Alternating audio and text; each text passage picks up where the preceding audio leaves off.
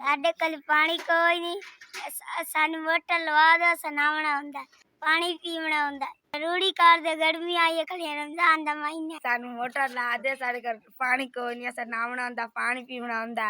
मार मार महीना पिया सांते पानी दी कमी, सान पानी का इंतजाम करे, सान पानी की बड़ी जरूरत है। भाई गर्मी आई खड़ोती है, पानी तो बगैर सारे गुजारे कोई नहीं जी।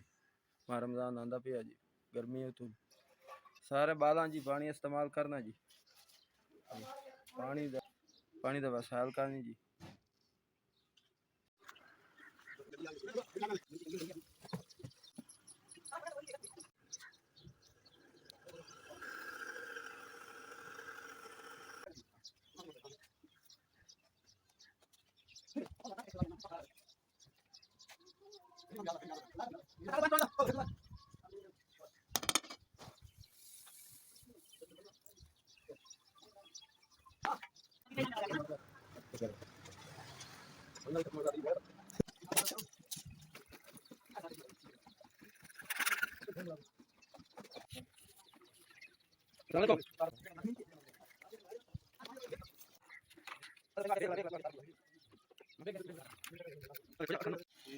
असली पंजाब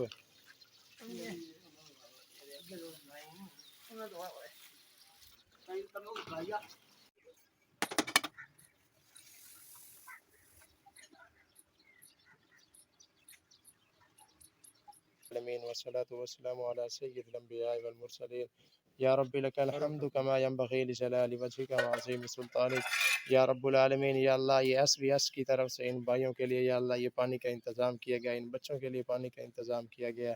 या अल्लाह तो इसको कबूल फरमा, या अल्लाह तो इसको कबूल फरमा। या अल्लाह एसवीएस की पूरी टीम को या अल्लाह तो ढेरों खुशियाँ नसीब फरमा।